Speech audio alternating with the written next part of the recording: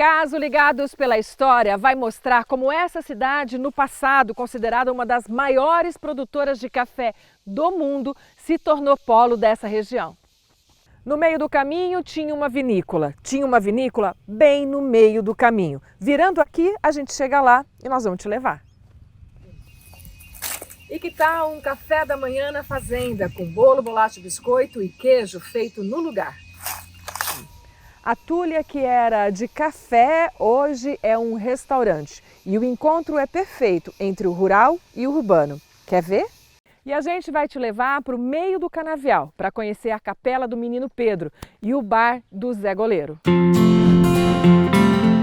Ribeirão Preto é formada por 99,7% de área urbanizada. A história rural passada está guardada em bens arquitetônicos, como é o caso dos museus históricos e do café, instalados na antiga fazenda do rei do café, Francisco Schmidt. Requalificá-los e devolvê-los à população é uma demanda reprimida da cidade e deveria ser um compromisso de todos nós. Outra vertente desta história rural é a industrialização. Essa fábrica de café, por exemplo, faz parte da nossa história.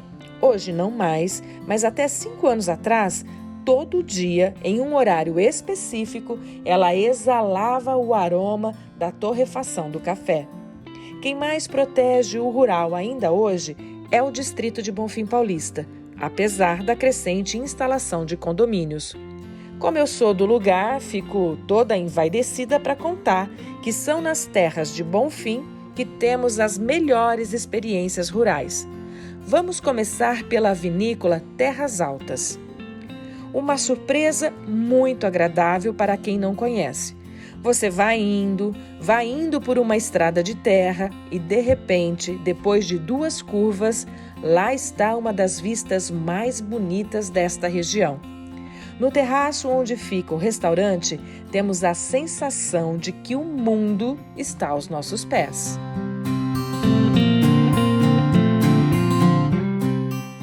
Fabiana, há quanto tempo começou esse projeto? O projeto começou em 2016. O nosso primeiro plantio, o primeiro hectare de vinhedo foi em 2017. E aí, sucessivamente, 2018, 2019, 2020, a gente vem aumentando a área. A área hoje consta com 10 hectares. Naquele momento, qual era o desafio? Era fazer dar certo, era acreditar que realmente daria certo. Porque tudo era novo, diferente. Em Ribeirão Preto, um vinhedo, né? Se fabricar vinho em Ribeirão Preto é um desafio muito grande. E você especificamente está no projeto desde o começo? Desde o começo, desde 2016. E aí planta o vinhedo e qual a primeira produção?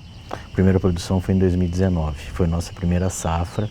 Ela foi vinificada já na Epamig em Caldas, né, em Minas Gerais, porque a fábrica ainda não estava pronta, a nossa indústria aqui. Aí foi fabricado lá, nós mandamos o fruto daqui para lá.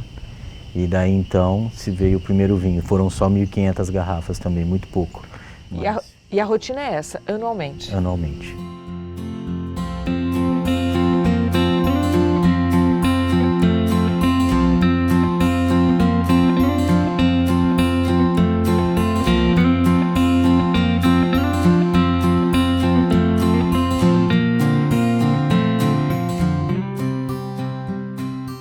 Fomos para a plantação de uva para entendermos melhor como tudo acontece. Fabiano, qual é o segredo de fazer dar certo a plantação da uva em Ribeirão Preto? Nós utilizamos a técnica da dupla poda. Essa técnica ela foi desenvolvida pelo pessoal da Epamig, Dr. Murilo Regina, que ele foi fazer o pós-doc dele na França.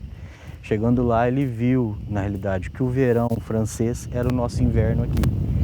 Então ele voltou a novamente estudar a dupla poda. Nós fazemos 2 podas no ano e fazemos uma colheita. Então a nossa colheita é sempre no inverno. Isso traz com que a planta desenvolva muito bem, até porque eu tenho condições disso em Ribeirão Preto. Essa técnica nos trouxe essa possibilidade de ter bons frutos aqui, bons vinhos em Ribeirão Preto.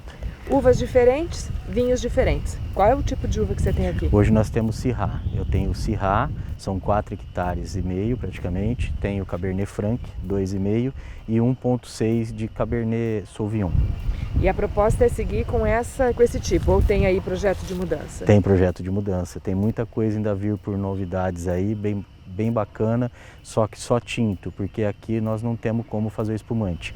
Que fase que ele está do plantio? Hoje eu estou no ciclo de formação de braços, de produção, que a gente forma os braços para poder produzir a uva. Então a gente vê aqui, ó, dentro dessa, vou desfolhar aqui para vocês terem uma ideia, esses são os nossos braços produtivos no futuro. Eles vão ficando mais lenhosos. A segunda poda minha, que é a poda de produção, a gente faz novamente a outra poda. Esses cachos aqui que vocês estão vendo, nós vamos retirá-los, ele vira matéria orgânica. Esse para mim agora ele não significa nada, ele não serve, a não ser para matéria orgânica. Eu preciso guardar a reserva para a planta, para a segunda poda, que é feita no final de fevereiro, começo de março. A partir de fevereiro, depois que eu fiz a segunda poda, ela vai começar novamente todo esse maciço. Você imagina o seguinte, isso aqui sai novamente. Eu fico só aqui, ó, com esse tronco aqui. Esse está mais bonito, por exemplo, eu venho e podo ele aqui em cima. Então aqui vai me formar o braço de produção para esse próximo cacho. Dentro deles, eu já tenho definido quais são a bitola, que nós chamamos, né, que é essa espessura dele, para saber o calibre, qual que é o melhor. Esse calibre menor, eu brinco muito com o pessoal quando a gente faz o Ornitur, o seguinte, aqui tem que estar gordinho igual eu, que se estiver magrinho não vai. Entendeu? Eu brinco muito assim. Por exemplo, esse aqui para mim não serviria. Tá? Serve esse. Esse aqui também não, porque ele está fora de uniformidade. Então sempre assim, ó. Esse, ó. Esses são os braços que vão me produzir o fruto depois. Então aí eu seleciono, e com essa seleção, o que acontece? Eu tenho uma segunda seleção, que é a produção. Eu poderia deixar ele com 12 toneladas por hectare, que são 12 mil quilos que ele daria, a gente chega ali no 7. Que eu tenho um fruto melhor, um fruto mais bonito. Então toda a reserva vai para esse fruto que fica. Tudo é técnica. Tudo é técnica. E o tour seguiu pela área de transformação da uva em vinho. O Fabiano ia explicando tudo direitinho, um espaço depois do outro. Os frutos vão direto para essas caixas com capacidade de 18 quilos de uva e são levados para a esteira, até caírem nessa outra máquina aqui, onde são retirados os talinhos. Mas o mais interessante mesmo é essa aqui, uma pisadora. Substitui aquela antiga cena de pessoas pisando as uvas.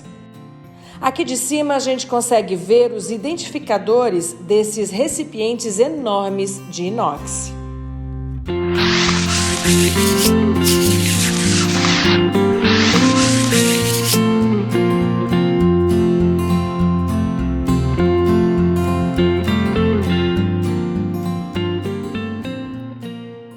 Essa aqui é a nossa sala de barrica e degustação. O final do Wine Tour termina aqui. Então todo sábado o final do Wine Tour é dentro da sala de barrica, onde os vinhos estão aqui em descanso, né? Mas é em torno de 18 a 24 meses, ele fica aqui em descanso para depois ainda ser engarrafado, e aí a gente vai levar ele para mais um descanso para ele ser vendido. E de novo, cada rótulo está... Isso. Aqui na realidade a gente tem só o Evolução hoje. Tá. Que é o rótulo, que é o de barrica de carvalho francês de primeiro uso. As barricas nossas são... Porque outros deles terminam a produção mesmo lá no inox. Isso, no inox. Isso, perfeito. Eu vou mostrar para vocês o final do nosso vinho. Depois que passou pelo inox, passou pela barrica de carvalho francês, engarrafamos lá, ele vem aqui, que é o nosso estoque. Aqui está todo o nosso estoque e reserva do vinho. Desde a safra 2019 até a safra 2022. E a gente está numa cidade que está medindo 40 graus. Aqui é tudo climatizado, né? Sim, 16 graus de temperatura e 17 de umidade. Que é um controle de qualidade, sim, inclusive do produto. Do produto, do vinho. Eu não posso deixar ele aquecer, né? Senão eu perco a qualidade do meu produto. E onde hoje a sua marca está circulando? Hoje nós temos só 4 pontos em Ribeirão Preto, vamos dizer assim. Tem o Museu da Gula, temos o Empório Santa Terezinha, o Una e o Toscana. É onde a gente tem vendido, e aqui realmente... para nós aqui na nossa loja. Ainda não é um projeto a circulação de longa distância? Não, a gente está tentando o Rio e São Paulo, mas isso também vai assim aos passos lentos, até porque a minha produtividade ela não é de grande, né? Então a gente chega no final com a quantidade até significativa, mas a gente não pode deixar faltar o produto. Então ainda a gente mantém esse produto bem limitado, vamos dizer assim. E de qualquer forma, esse é o planejamento? Esse é o planejamento, sem dúvida. até que chegamos de volta onde começamos. O Ricardo estava ali para completar as informações. Embora a vinícola já tenha a sua história própria, sempre ficamos com dúvida. Ricardo, como é que é produzir vinho, né, no tempo quente? É um pouquinho diferente, né? A gente tem um sistema de produção diferente comparado com o sul do Brasil. A gente trabalha num sistema que a gente chama de dupla poda. Com isso, o que a gente faz? A gente migra o período da colheita da uva, que normalmente é no verão, para o inverno, que é o melhor do nosso clima para a maturação de uvas para vinhos finos. Se a gente fosse produzir no verão, como é no sul, por exemplo, aqui nós temos muito calor, muita chuva, e com isso a gente ia ter uma redução de qualidade, problemas de doenças, nunca a gente ia conseguir produzir um vinho de qualidade.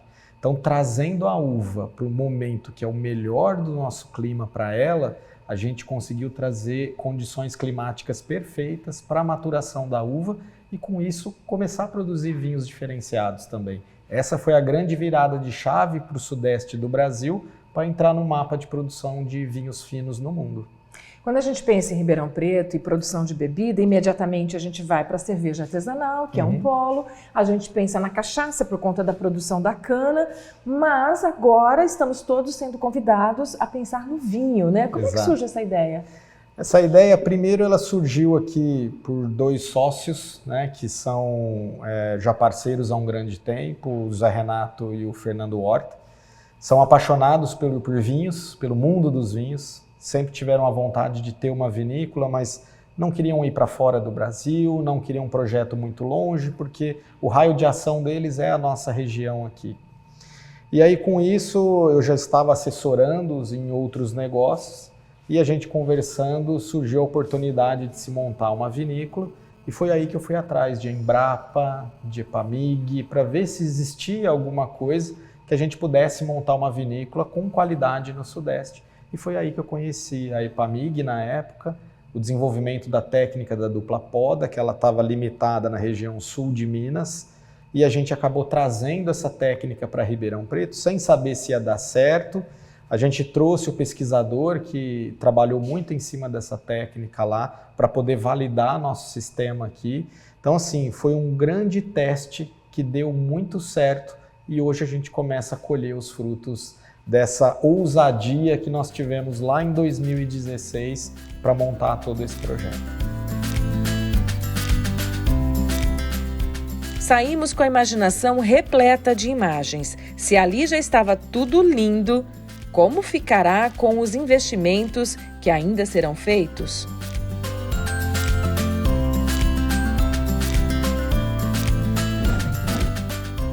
Seguimos a mesma estrada que nos levou à Vinícola Terras Altas, ainda em Bonfim Paulista. A proposta era ir logo ali, mostrar o bar do Zé Goleiro, uma antiga venda rural, e a capela do Menino Pedro, um do lado do outro. Desta vez, levantamos poeira. Tem uma hora que você pensa que está perdido, mas tem que ficar calmo, que não tá não. Segue só mais um pouco e já dá para ver a capela. Chicão, essa capela está nas terras de qual fazenda? Na terra da Fazenda Boa Vista. E quem é que cuida desse patrimônio religioso, com suas pessoas que estão envolvidas com essa memória de fé? Esse pedaço de terra aqui tem até uma história engraçada. Porque quando foi dividida a fazenda, esse pedaço não ficou para a dona Antonieta Guiar Junqueira. Então ela deu um pedaço de terra até maior para poder anexar esse pedaço aqui da Cruz do Pedro na Fazenda Boa Vista. Conta meio que resumidamente para a gente a história do Menino Pedro. A história do Menino Pedro, resumidamente, é da seguinte forma. Na época, se usava carro de boi, não tinha trator, não tinha caminhão. Então, a mãe do menino, o que acontecia? Ela era viúva e ela conheceu o padrasto e passou a morar com ela. Com isso, o menino, ele tinha um pouco de ciúme do menino.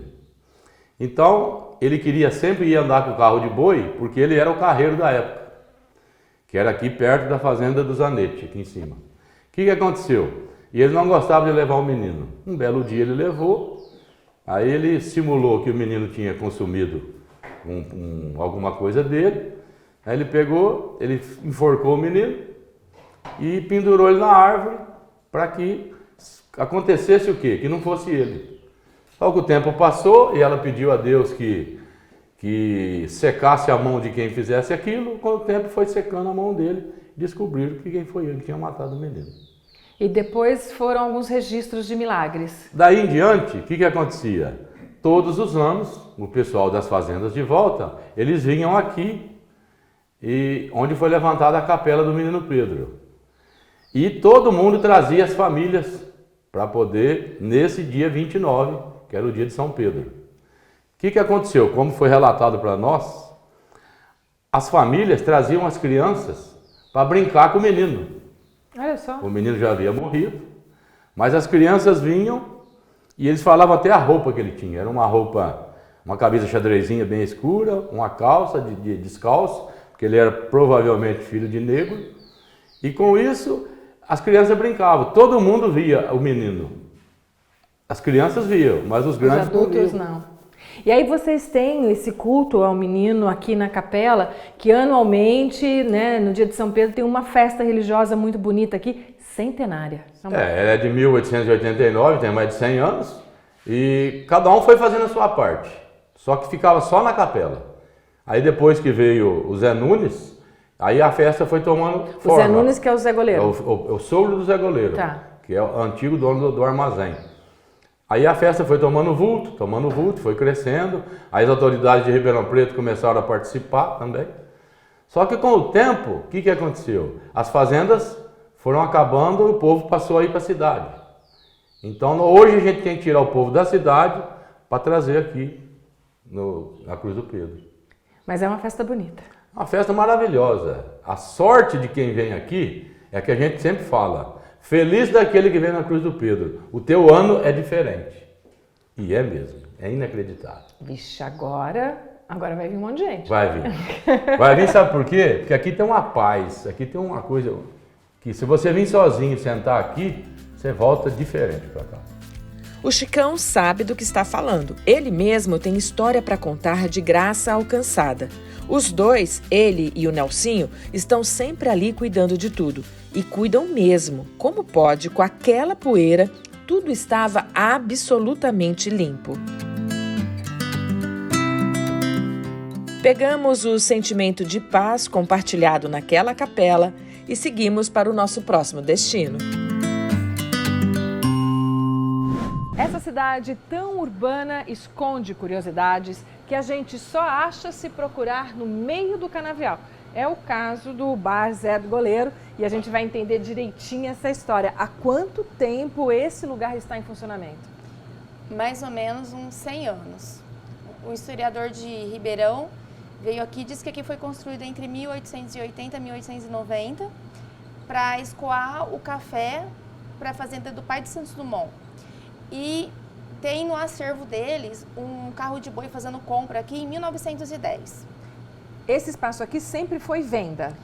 Antes era uma estação que era para escoamento de café. E aí eu não sei de quando parou para quando começou a ser venda. Sei que no 1910 tem uma foto no acervo deles de um carro de boi fazendo compras. O meu avô chegou aqui em 39. Aí já era de outro dono. Quando foi em 45 ele adquiriu aqui, que aí de 45 até hoje é da nossa família. Você está aqui desde que nasceu? Desde que nasceu. E a atividade sempre, da tua fase em diante, sempre foi venda? Sempre foi venda. Aí de 1990, por aí, o meu pai começou a fazer porção, porque as fazendas foram acabando. Aí o pessoal foi indo embora para a cidade, o pessoal da cidade começou a vir para cá com o intuito de se divertir. Foi quando ele decidiu começar a fazer umas porçãozinhas e de boca a boca, um foi falando para o outro, e graças a Deus estamos aqui até hoje. E aqui você justifica esse sucesso? É essa curiosidade daquilo que está fora da rota? É a questão, por exemplo, de estar no meio da fazenda? Eu acho que assim, vários setores. Tem a humildade, a simplicidade, o pessoal não aguenta mais a correria da cidade, quer tranquilidade. Então, isso aqui de final de semana, lota de gente de todas as cidades da região aqui, Sertãozinho, Luiz Antônio, Jabuticabal, Pradópolis, Dumont, Cravinhos, Ribeirão. Mas tem um público que gosta mais, que é aquele que vem de bike, vem de moto, vem de bug ou não? Vem um pouco de cada. Vem muita família com criança, para as crianças se divertir um pouco na terra. Vem bastante trilheiro, motoqueiro, gaioleiro, jipeiro. Eles vêm para se estressar um pouco. E a sua próxima geração garante a manutenção desse espaço? Eles ainda estão por aqui ou tem outros planos? A minha tá com 12. Então, eu não sei dela, assim. Ela fala de fazer faculdade e ir para outros lados. Agora vai depender dela. Conta um pouquinho sobre o Zé Goleiro. Meu pai, ele era uma pessoa muito humilde. E aí, que era do meu avô antes, né? Pai da minha mãe. E meu pai veio trabalhar aqui de funcionário. Em 69, ele veio trabalhar como funcionário do meu pai. Aí conheceu minha mãe e se casaram. E aí, meu avô faleceu em 89 e foi acabando o movimento. Então, quando ele pensou nas porções, e ele começou a tratar as pessoas bem. E um foi falando, vinha de bicicleta, esse pessoal começou a trazer a família de carro. E um foi falando para o outro. Logo no início, quando começou como bar mesmo, a gente não dormia de sábado para domingo. Colocava um caminhão aqui na frente, tinha um moço que tocava forró e virava à noite. Ia virando à noite. E, nossa, quando foi um estouro, na época de 90, por aí. Então, eu acho que foi a simplicidade dele que cativou as pessoas. Bem, não é tão fácil de chegar. Não. Quem vem tem que saber que aqui tem o bar do Zé Tem que Goleiro. saber. Quem vem tem que saber que tem terra, tem que gostar muito. Agora, eu já ouvi falar muitas vezes da porção de torresmo. Quem começou com isso? Foi ele. Ele que começou? Foi ele, torresmo. E o que tem de especial no torresmo que vocês fazem em relação aos outros? Porque eu já ouvi muitos bons comentários. Eu não sei se junta o torresmo, que é saboroso, com o lugar. Que a mesma coisa tem a salada. Muita gente fala, a salada daqui não tem o sabor da gente fazer em casa. Pode pegar os mesmos temperos, tudo, e não tem um sabor. Muita gente vem perguntar o que a gente põe na salada, porque lá não fica igual. Bem, a sua filha está estudando, e você leva e traz todo dia? Todo dia. E tá tudo bem? Quando eu era pequena, a minha mãe mandou eu para a cidade para morar com a minha avó, para estudar. Uhum. E assim, não foi fácil ficar longe dos meus pais, tudo. Então eu não quero isso para minha filha. Então eu faço isso todo dia. Quando chove muito, meu irmão vai, meu marido vai, a gente reveza, mas eu não quero deixá-la longe, não. Muito bom. E a gente então quer uma porção de torresmo. Com certeza, vou fazer, para vocês experimentarem.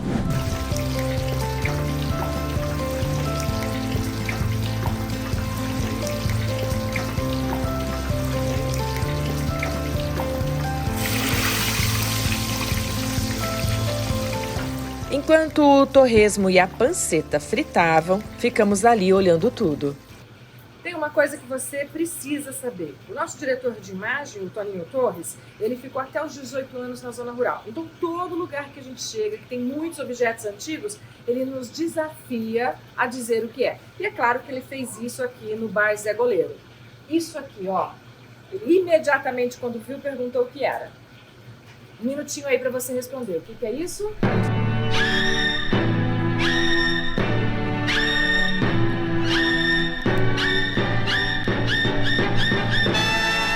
Vem cá que ele vai responder pra gente. O que é isso? Isso aqui é um lampião de carbureto. Aqui dentro vai uma pedra, aqui vai água e aqui tem uma regulagem que você vai abrindo, ele vai pingando a água na pedra e só em gás e você põe fogo aqui na pontinha e vira um lampião. E você sabe por que usou? Eu usava para caçar rã com meu pai, mas eu não caçava. Meu pai caçava uma rã. Mentiroso! Quando eu era pequeno, eu comia elas. Agora, além dele, a gente também sabe. Foi o tempo certo do torresmo e da panceta ficarem prontos. A Maria José disse que ia estralar quando colocássemos limão. E estralou.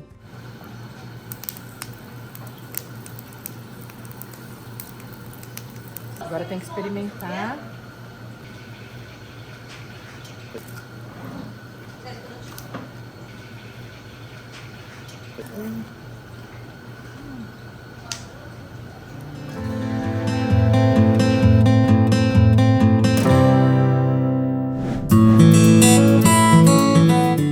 Vamos deixando o rural para trás em direção ao urbano, rumo ao restaurante da Tulha. É inacreditável como o lugar, uma antiga fazenda de café, interage com a cidade, parecendo uma ilha verde no centro do concreto. É difícil de acreditar que saindo da Avenida João Fiuza, uma das mais movimentadas, que concentra um complexo de edifícios altos em Ribeirão Preto, a gente chega aqui, do lado do lago, no restaurante da Tulha. Carlos, desde 1990 vocês já vinham trabalhando com esse espaço? Desde 90. Nós estamos aqui desde 74 na fazenda. Moramos aqui. Em 90 nós começamos esse empreendimento, Os Lagos, começou com a piscicultura. E aí foi evoluindo, um bar, um restaurante e estamos hoje aqui. Bem, em 74 a João Fiuza nem imaginava que viria a ser uma realidade. A produção aqui era de café?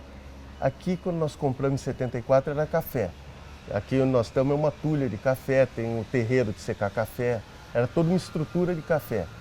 Só que o café saiu de Ribeirão, foi substituindo e virou cana.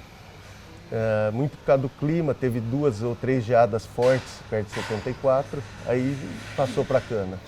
Nós estamos aqui rodeados de condomínios. Condomínio para que todos foram os lados. derivando do loteamento da Fazenda Grande. Alguns da fazenda, o Santa Luísa era dentro da fazenda, mas outros, tem o São Marcos, tem outros condomínios. A região entre Ribeirão e Bonfim é só condomínios praticamente hoje. E o primeiro projeto aqui foi a de utilizar a parte de lagos, que foi o seu pai que criou. Isso, meu pai criou em 1990. Aqui tem um rio, uma nascente de água que desviava para alimentar a fazenda e a gente construiu os lagos para piscicultura. Começou com uma piscicultura, um pequeno bar e foi evoluindo desde 90. E hoje o restaurante da Tulha, ele tem que perfil? É um restaurante fazenda, onde você tem contato com a natureza, ao ar livre. Essa é a principal característica, de frente para o lago. A gente serve principalmente peixes, mas tem massas, tem carnes. E é um ambiente de você sair da cidade e vir para o campo. Agora, você tem assim, especialidade na gastronomia, tem atividades diferentes, né? Que quem vem aqui pode usufruir? O forte daqui, a gente começou como... A minha esposa é capixaba e eu frequentava muito Espírito Santo. Então a gente começou com muquecas capixaba, é o prato-chefe. A gente tem a muqueca na panela de barro, igual do Espírito Santo, e esse é o principal prato. Do pesqueiro para o restaurante, você chegou onde você queria ou o projeto está transitando ainda? Está sempre evoluindo, a gente vai sempre reformando. Agora nós estamos em obra, estamos fazendo alguns quiosques novos na beira do lago e sempre mudando e adaptando. Cenograficamente, onde a gente olha aqui tem beleza, né? Tem. A ideia foi sempre adaptar para não perder a cara da fazenda, não perder esse ar da tulha, todo esse aspecto histórico. Ao redor do lago você tem alguns quiosques, ali também é o atendimento dos clientes? Também. O serviço de garçom chega até lá também? Chega. Os lugares mais disputados é embaixo das árvores, na beira do lago, onde todo mundo quer ficar. Depois da entrevista, ficamos ali por mais 1 hora só registrando imagens para compartilhar com vocês. Era um dia de trabalho, uma festa aconteceria à noite e tudo estava sendo preparado. Mas o Carlos e a Cláudia nos deixaram à vontade para acompanharmos tudo. Os detalhes chamavam a atenção. A parede originalmente descascada, os lagos criados a partir do desvio de uma nascente, as passarelas ligando um lado ao outro, os quiosques montados nas laterais, as escadarias. Saímos certo de que voltaríamos para apreciar a comida servida ali. O CEP do restaurante da Tulha, contou a Cláudia, é de Bonfim Paulista. Não é por nada não, hein? Na nossa pauta estava uma visita ao Queijos Lagoa. Mas para fazer justiça ao lugar, tínhamos que ir no final de semana, quando eles oferecem café da manhã. E foi o que fizemos. No dia seguinte, pegamos a rodovia indo novamente para Bonfim Paulista e antes de chegarmos em Cravinhos, viramos na estrada de terra. É uma combinação perfeita, desde o trajeto até a decoração rústica, utilizando peças originais.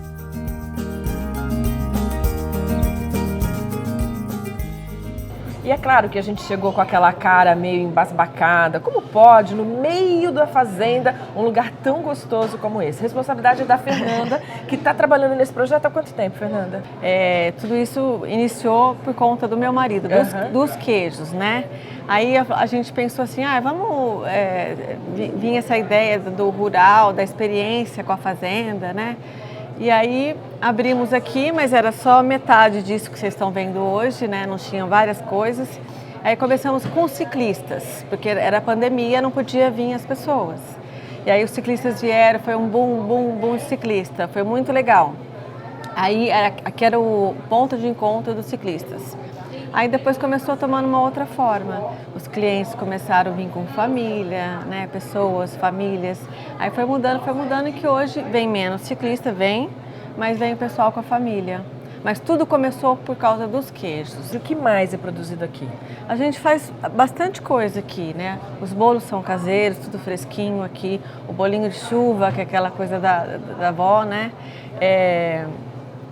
O que mais? Alguns doces a gente faz. E o que você não produz, a sua produção é bem perto, bem local. É bem artesanal. A gente procura trabalhar com artesanal. Agora, o funcionamento é só de final de semana? É só final de semana, sábado, domingo e feriados. Todos os dias a gente funciona, faz queijos, vende queijos, entrega queijo, tem entregador em Ribeirão. E o que as pessoas mais gostam quando frequentam o lugar? Olha, essa experiência com a fazenda, né? A gente está literalmente dentro de um curral. Né? Isso que é bacana. Então, assim, a gente começou desse tamanhozinho aqui, né? E de repente foi aumentando para lá. Então, a gente já tirou leite hoje de manhã, entendeu? Então, esse fogão a lenha não existia, ele veio depois. E as pessoas que vêm mais de que localidade? Olha, vem gente de todos os lugares. Sertãozinho, Cravinhos, já veio Porto Ferreira, Jabuticabal, Batatais, Brodowski. Então, quer dizer, não é um café, é uma experiência, né? É uma experiência. Né? A gente tem um contato com os bichinhos, com os animais, né? Então tem essa pegada, assim. Tem a ordenha do leite, da hora de tirar o leite, e as crianças não têm esse contato, e tem aqui. Né? Então vamos dar continuidade nisso, que é o nosso principal foco.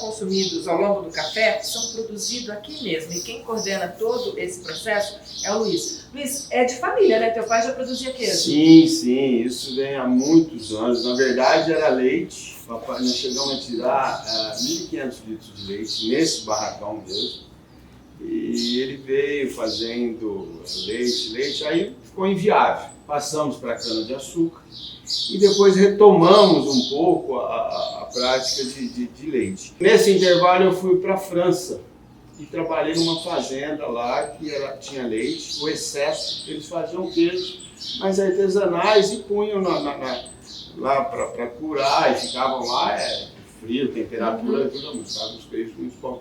E eu fui aprendendo um pouco disso. E aí depois, quando eu voltei, eu comecei a fazer na minha casa. Começamos a fazer já os queijos. naquele começo, vários tipos de queijo, ou você começou pelo fresco? Comecei pelo fresco, mussarela, aí eu adorava mussarela. Aí comecei a fazer mussarela até que eu acertei. A coisa foi tomando uma dimensão aí que falamos, poxa, vamos... Aí saí da minha casa, porque ficava uma bagunça danada, e começamos a melhorar aqui, para fazer os queijos e tal. Começamos a melhorar os tipos dos queijos também. E quais tipos você tem hoje na produção? Olha, hoje nós temos mussarela, tá? Palitinho, nozinho, sob encomenda. Temos frescal, meia cura, são 4 tipos de queijo, na verdade. Esse aqui que tá fresquinho, ó, eu já provei, e agora, de hoje pro resto da minha vida, eu vou saber dizer qual é o sabor de um queijo fresco, porque esse é de hoje. Né? De uma hora atrás. De uma hora atrás. Então agora eu tô com o meu paladar refinado, pra hora que eu comprar um queijo, saber se o queijo tá muito tempo ou não. Porque Foi diferente o paladar. Diferente. Muito Bom. diferente. Muito bom. É. Né? Porque normalmente a gente já fala, eu quero queijo fresco, né? Porque você já sabe que ele é recente de produção. Sim. Mas comer o queijo Não. que está pronto há 1 hora, Literalmente. deu informação para o meu Perfeito. paladar para saber qual é a diferença de um do outro. Sim. Esse aqui é o quê? Esse é um lua cheia da Lagoa, que nós demos esse nome para ele. Então vamos partir? Vamos. E esse aí a gente chama de meia cura. Meia cura. Tá, ele tem a casca mais firme, dura, firme, um pouco mas o mais queijo... duro ele tá, porque ele estava na câmara fria. Entendeu? Uhum. É bom, né? Esse então é o Lua cheia, é. O que mais me chamou a atenção no lugar foi, da fazenda, enquanto eu tomava um delicioso café da manhã, poder ver ao longe o contorno urbano da cidade de Ribeirão Preto. Foram 2 dias bem divertidos. De um lugar ao outro, muita coisa ligada pela história faz de Ribeirão Preto uma cidade especial.